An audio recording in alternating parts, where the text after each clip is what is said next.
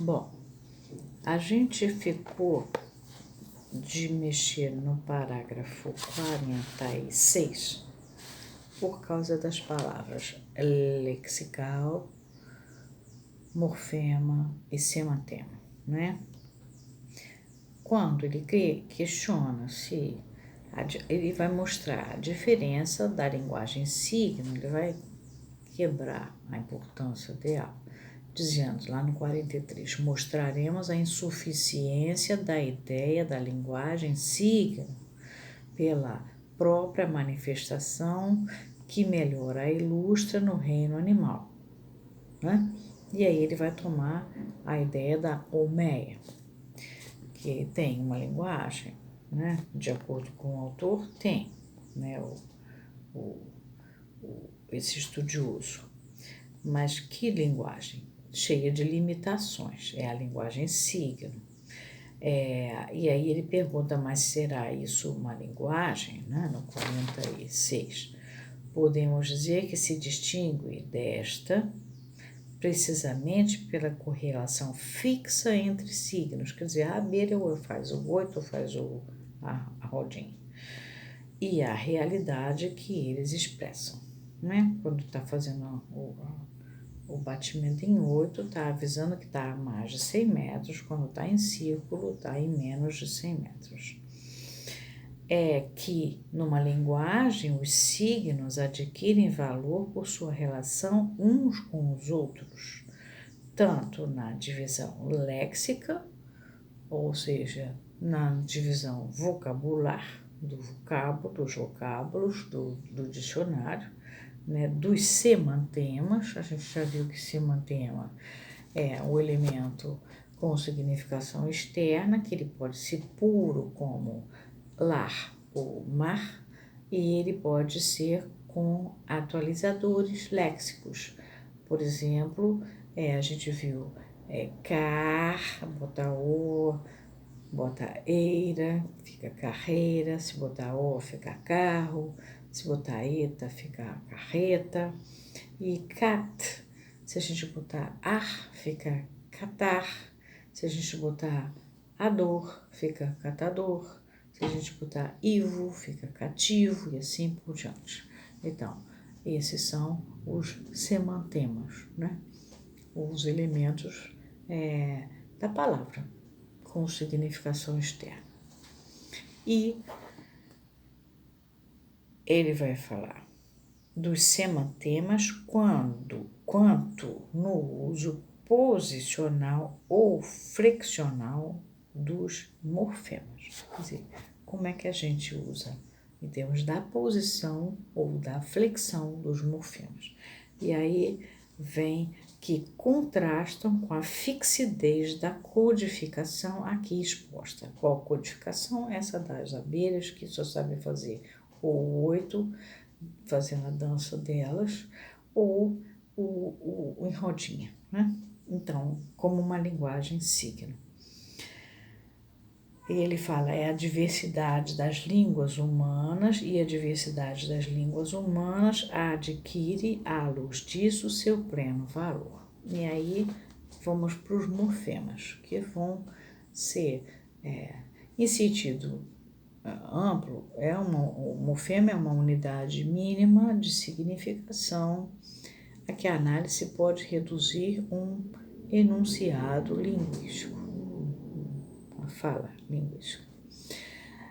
Em sentido estrito, é um elemento linguístico que, diversamente dos semantemas, quer dizer, diferentemente dos semantemas, dessas palavras que estão no léxico, não simboliza algo existente no mundo dos objetos reais ou ideais, possuindo apenas significação gramatical.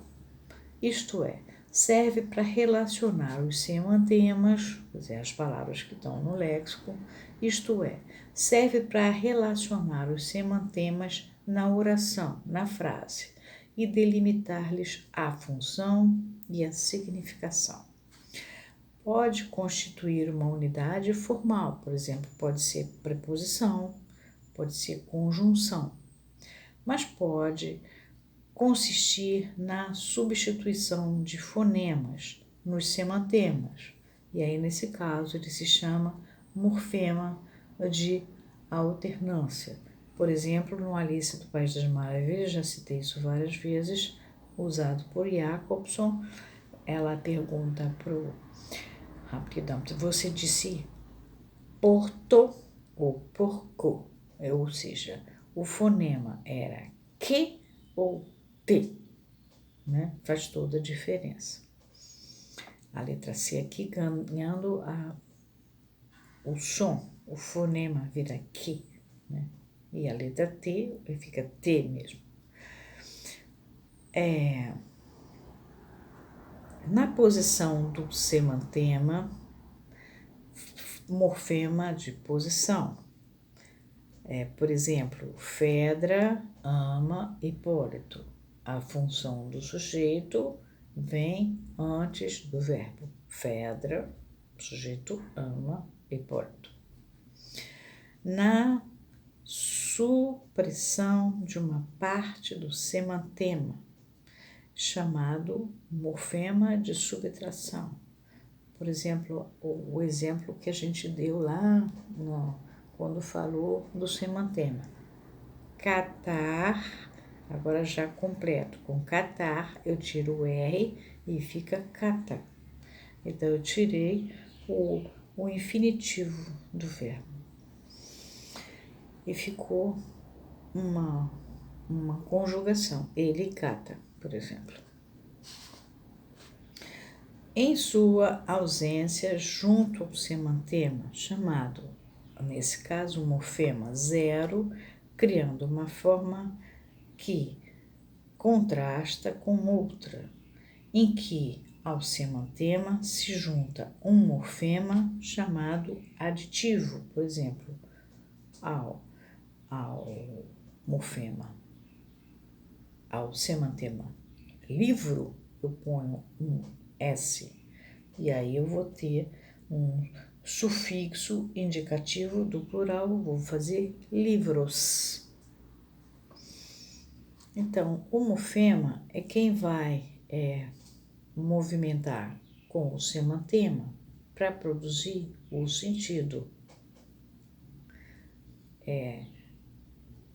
Então, você tem o elemento lexical, vocabular, mas ele precisa ser produtor de sentido, não adianta ele estar no dicionário. Dentro desse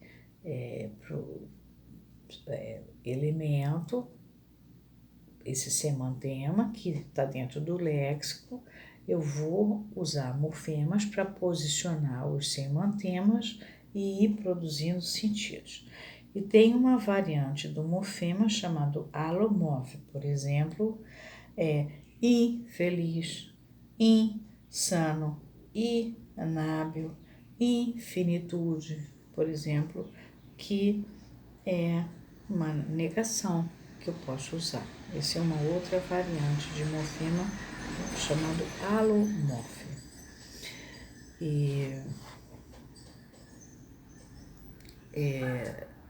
Então, reparem que o morfema é quem vai trabalhar o texto, por isso que ele fala. Já as abelhas não têm morfema, né? Elas têm essa fixidez entre seus signos que elas expressam ou faz a dança em 8, né? O wagging dance, para avisar que está a mais de 100 metros, ou faz em círculo para avisar que está de 100 metros para menos, para próximo